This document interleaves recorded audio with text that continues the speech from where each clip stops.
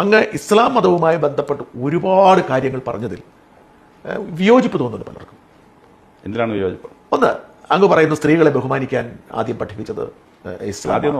സ്ത്രീകളെ ബഹുമാനിക്കാൻ ഇസ്ലാമിന് അവസരമുണ്ട്, വസ്ത്രധാരണം ഒരു സുരക്ഷിതമാണ്. അതുപോലെ സ്ത്രീകൾക്ക് സ്വാതന്ത്ര്യം ആദ്യം കൊടുക്കുന്നത് ആദ്യം ഒരുപക്ഷെ തുടക്കത്തിൽ ഇസ്ലാമിനാണ്.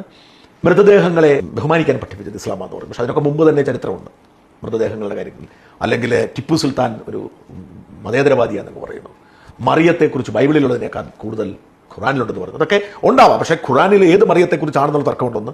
രണ്ട്, ഖുറാനിൽ പറയുന്ന മറിയത്തെക്കുറിച്ച് പരിശുദ്ധ മറിയം എന്ന നിലത്തിലാണോ പറയുന്നതും ഇസ്ലാമിൽ പറയുന്നതും ബൈബിളിൽ പറയുന്നത് അങ്ങനെയാണോ? ടിപ്പു സുൽത്താൻ മതപരിവർത്തനം നടത്തിയില്ല എന്ന് ഇങ്ങനെ ഇസ്ലാമിനെ അങ്ങ് ന്യായീകരിക്കുന്നതിന് വേണ്ടി. അതുപോലെ തന്നെ മുസ്ലിം ഒരു ഭീകരവാദിക്ക് മുസ്ലിം ആവാൻ സാധ്യമല്ല, മുസ്ലിം ഒരു സമാധാനത്തിന് മതി, ഇങ്ങനെ വലിയ കോൺട്രവേഴ്ഷ്യലായിട്ട് ഇസ്ലാം വിമർശകർ കാണുന്ന അഭിപ്രായങ്ങൾ പറയുന്നത് അടിസ്ഥാനത്തിലാണ്. അതായത് ഒരു 1000 വർഷമായിട്ട് ഈ കുരിശുയുദ്ധം സ്റ്റാർട്ട് ചെയ്തത് 1095 ആ 95ക്ക് ശേഷം 1000 years ആയിട്ട് ക്രിസ്ത്യൻസും മുസ്ലിംസും തമ്മിൽ ഈ കുരിശുയുദ്ധത്തിൻ്റെ ബാക്ക്ഗ്രൗണ്ടിലുള്ള ഒരു മത്സരം നടന്നുകൊണ്ടിരിക്കുകയാണ്. ആ മത്സരത്തിൻ്റെ പരിണിത ഫലം എന്ന് പറയുന്നത് ഇസ്ലാമിനെ വക്രീകരിച്ച് കാണിക്കുക എന്ന് പറയുന്ന വലിയൊരു സംഭവമാണ്. അപ്പോൾ ഹിസ്റ്റോറിക്കലി അത് കറക്റ്റല്ല. ഇപ്പം പെൺകുട്ടികൾക്ക് സ്ത്രീധനം കൊടുക്കുന്നതിന് പകരം പെൺകുട്ടികൾക്ക് അങ്ങോട്ട് മെഹർ കൊടുത്ത് വിവാഹം കഴിക്കണമെന്ന് പറയുന്നു.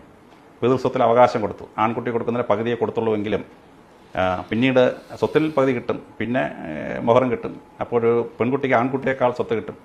പിതൃസ്വത്തവകാശവും മാതൃസ്വത്തവകാശവും അത് കഴിഞ്ഞ് പുത്രസ്വത്തവകാശവും മുസ്ലിം സ്ത്രീക്ക് കിട്ടി, മറ്റു മതങ്ങളുള്ളവർക്ക് കിട്ടിയില്ല. പിന്നെ മറ്റുള്ള മതങ്ങളിലെല്ലാം പുരുഷന് ഭാര്യയെ ഡൈവോഴ്സ് ചെയ്യാൻ അവകാശം ഉണ്ടായിരുന്നു, സ്ത്രീക്ക് അവകാശമില്ലായിരുന്നു.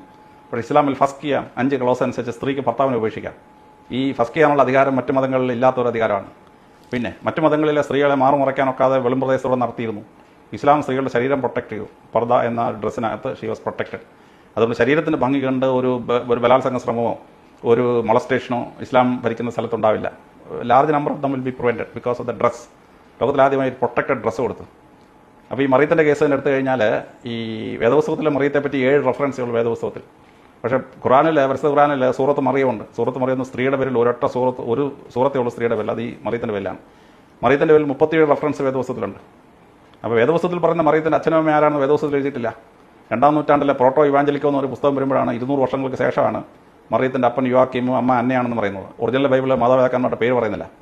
പക്ഷേ ഖുറാനകത്ത് ഇമ്രാനാണ് അച്ഛൻ എന്നും അമ്മയുടെ പേരൊക്കെ പറയുന്നുണ്ട്. പക്ഷേ പേരൊക്കെ ഇമ്മറ്റീരിയലാണ്. പക്ഷേ ഈശാ നബിയുടെ അമ്മയാണ് എന്നുള്ള രീതിയിലാണ് നമ്മൾ കൃത്യമായിട്ട് രേഖപ്പെടുത്തിയിട്ടുള്ളത്. അപ്പോൾ ഈ ഡെഡ് ബോഡിയെ ബഹുമാനിക്കുക, മരിച്ച രക്തസാക്ഷികളെ ബഹുമാനിക്കാൻ ലോകത്തിലെ എല്ലാ ജാതി മതങ്ങളിലും രേഖയുണ്ടായിരുന്നു.